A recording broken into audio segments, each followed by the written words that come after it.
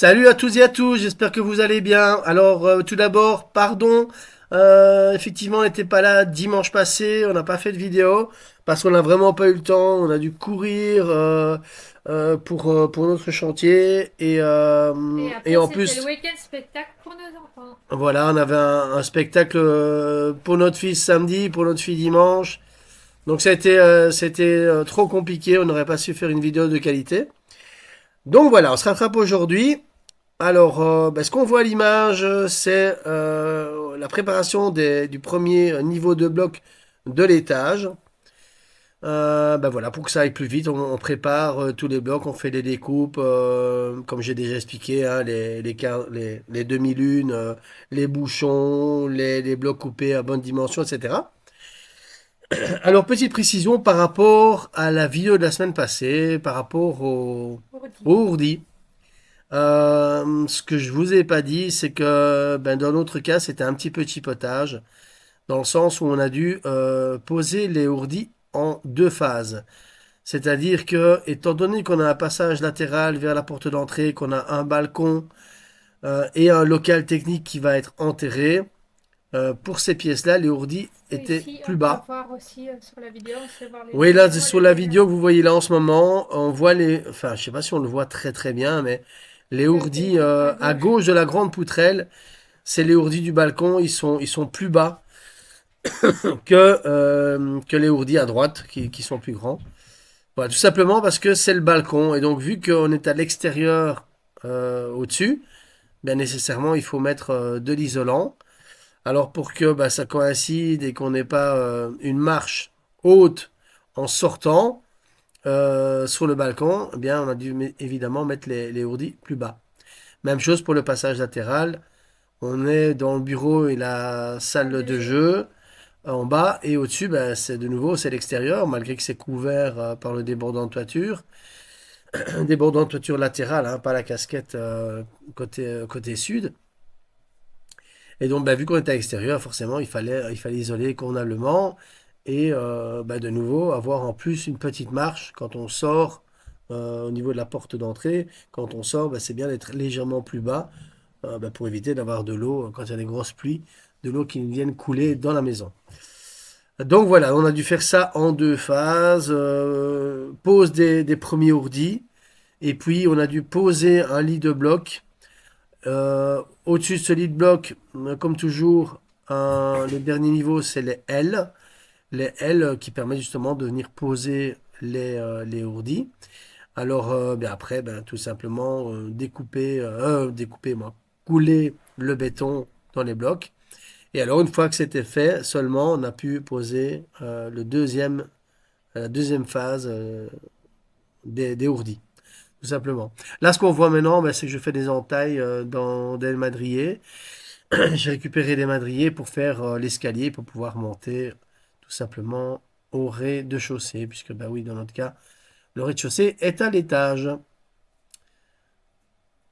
Alors, sur ce, je vous laisse regarder les images. S'il y a des explications à donner, je les donnerai. Et voilà, bon visionnage, à tout de suite.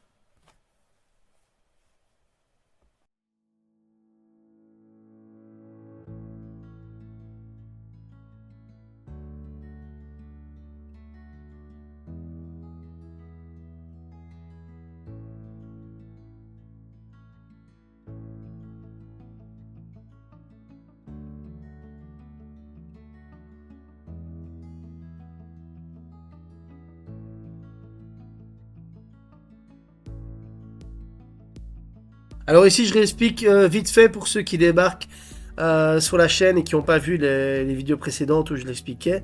Donc là, ce qu'on voit, c'est la pose des L de chez Isovariant. Donc c'est des L qui sont loués et donc qui permettent de retenir les blocs pour que les blocs ne bougent pas au moment du coulage du béton.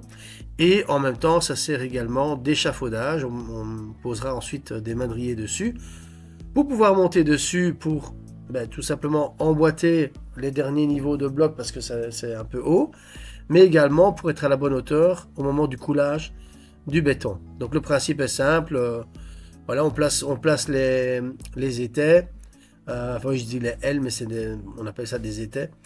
On place les étais et on les boulonne dans la dalle. Alors ici, c'est un cas un peu particulier parce que les ourdis qu'on voit là à l'instant sont plus fins que les autres. C'est des ourdis de 14 cm alors que tous les autres sont des ourdis de 20. Parce qu'en fait, on va devoir mettre 6 cm d'isolant sur ces ourdis.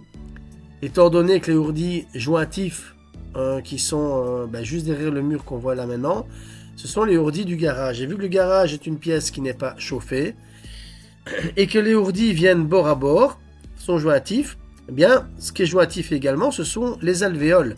Alors, bon, l'architecte me disait que les alvéoles, ça posait pas de problème, il suffisait d'isoler sur 1 mètre, 1 mètre, 1 mètre 50. Moi, je préfère être un peu plus méfiant parce que c'est pas des matériaux pleins, dans le sens où les alvéoles, c'est des trous dans lesquels l'air peut circuler. Et j'ai pas confiance. Personnellement, j'ai peur que le froid ne se répande dans toute la longueur des ourdis. Et donc, on se retrouve avec des ourdis froids. Donc, on a prévu d'isoler au-dessus des ourdis. Donc, c'est pour ça qu'on a mis des ourdis plus fins. Et que du coup, pour être bon, on a dû mettre de nouveau comme au niveau du rez-de-jardin des madriers pour être à la bonne hauteur et des cales en bois, comme on voit. Et par la suite, eh bien,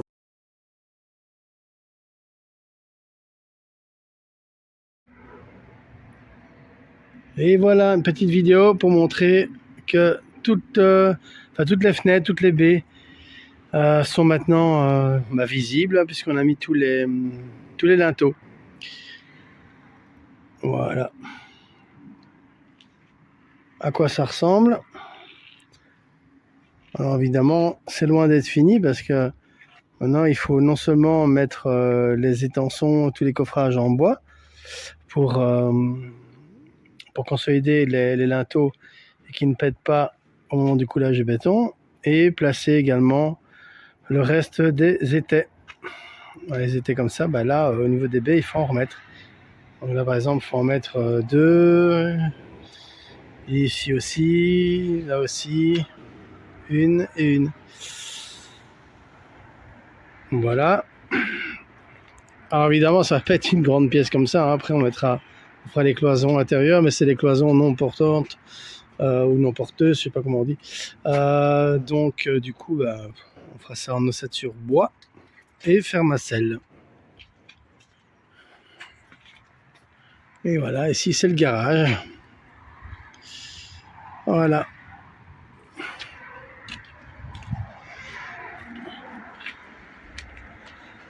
Alors ici, le linteau n'est pas encore mis parce que il vient plus haut. La fenêtre est plus haute là. Voilà, c'est le niveau suivant, ce linteau-là. Idem pour le linteau de la porte d'entrée. Je me mets assez loin qu'on puisse voir. Voilà, ça c'est la porte d'entrée. Et du coup, le linteau est au niveau suivant. Voilà. Encore une étape de fait. Après, ah oui, ce que j'ai oublié de dire, c'est qu'il faut encore évidemment mettre tous les ferraillages. Maintenant, là, c'est en stand-by parce que j'ai commandé les étriers et les barres pour qu'on les fasse nous-mêmes plutôt que d'avoir des grands ferraillages tout faits pour les linteaux. Voilà, on va les faire nous-mêmes et ligaturer. Mais j'attends les barres et tant que je les ai pas, je ne sais pas faire les ferraillages de tous ces linteaux. Voilà. Alors ici, on voit qu'on est en train de débiter toutes les planches qui vont permettre de réaliser, comme j'expliquais juste avant, les coffrages pour renforcer toutes les baies de portes, de fenêtres, etc. Donc là, en fait, on fait le débitage de toutes les planches. Et après, vous verrez qu'on les assemble et qu'on les place.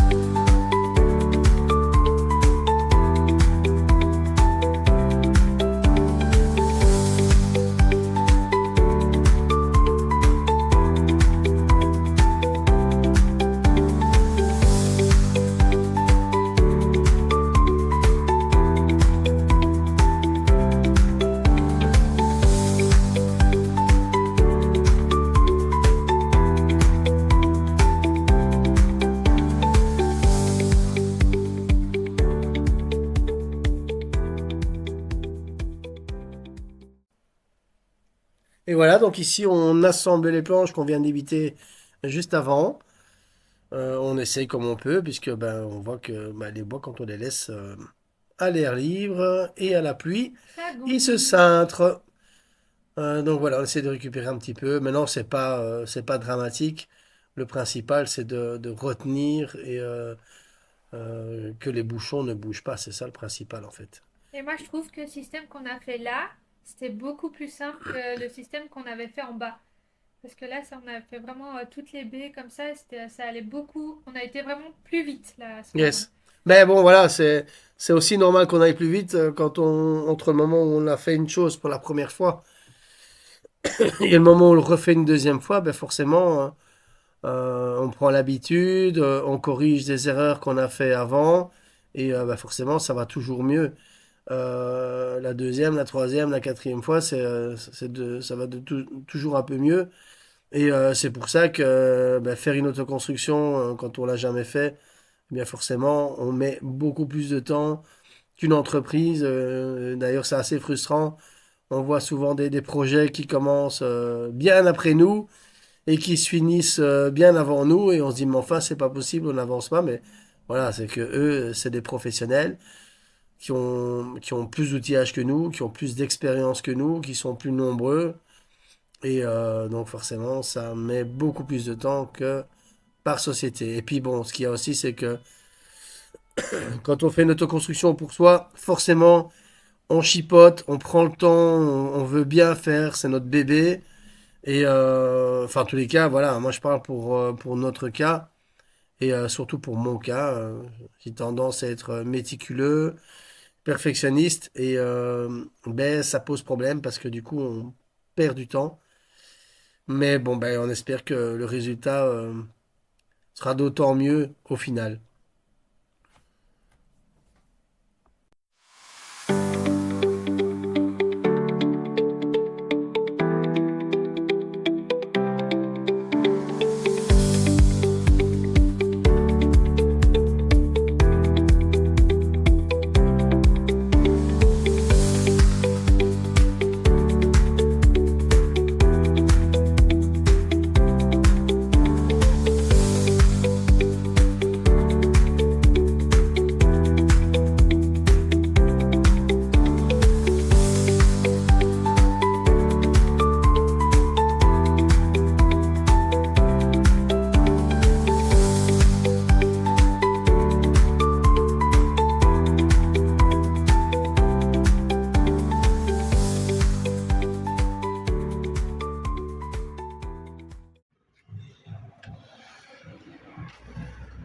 Alors, mon amour, il fait combien aujourd'hui? 50, 50, 52. Si on compte en plein soleil, ici sur la dalle, ouais, 52. Hein? Regardez la petite dinde. On n'est pas à Noël, mais le dindon, heureusement, je ne suis pas farci encore.